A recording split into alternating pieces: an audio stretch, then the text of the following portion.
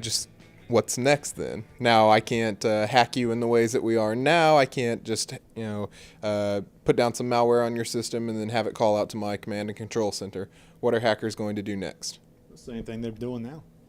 They're going to find the weakest link, they're going to exploit the weakest link, and maybe that's the human in their password. Maybe you don't have two-factor authentication on your perimeter. That's a problem. Maybe you don't have two-factor authentication to your sensitive applications. That's another problem. So more and more social engineering and just continue to go after the low-hanging fruit? Absolutely. If you're an attacker and you have something, you have access to information, are you going to take the easiest path or the hardest path? You're going to take the easiest path and it takes the least amount of resistance every time. If you look at some of these breaches and how people are doing it and you really follow through every step of the breach, what's going on is they're looking for the easiest way to get to the information, the cheapest, easiest way. It's just what it is. Do you have any notion of what's easiest next? Or what the next low-hanging fruit is?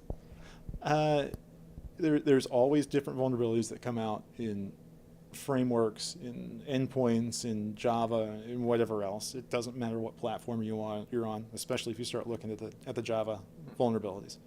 So I don't know specifically what's next. I guess I'd be a millionaire if I did. But I think we're going to continue to see phishing be a very high infiltration point. I think we're going to see patching continue to be a problem. It's been a problem for a while. What is that? Patching. So updating services and applications, it's hard to do. People don't want to do it. It takes time. You have to go test the patch. There's all sorts of different effort involved in it. So I think we're going to see that continue to be a bit of an issue, not as much on the outside, but more on the inside. So how do you say you get a phishing attack and someone gets access to unprivileged access to a system.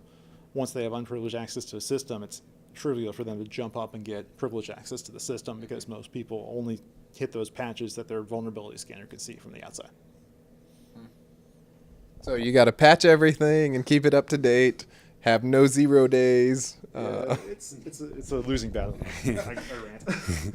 No, I think that a lot of companies are adopting some of this advanced technologies and really mitigating some of their risk. There's still a lot, as we said in kind of the beginning of the discussion, that companies aren't doing just the basic blocking and tackling, like Matt mentioned, as far as patching, fixing vulnerabilities. I think there's always going to be 0 days that come out. There's bug bounty programs. People are trying to get those out of their systems, but I think software continues to be vulnerable and will be for the foreseeable future. I think companies should really focus on trying to get the basics in place and get good processes and good kind of core technologies in place, mitigate the risk to the extent possible, and make sure you have kind of controls across the prevention, detection, response, and assurance spectrum so you can minimize that risk. And if a breach does occur, you can isolate it and contain it and respond to it as quickly as possible. But I think a company that believes there will never be 0 days, or they only focus on that with at the expense of not patching their systems or not monitoring their traffic or doing kind of the basics of security, is fighting a losing battle.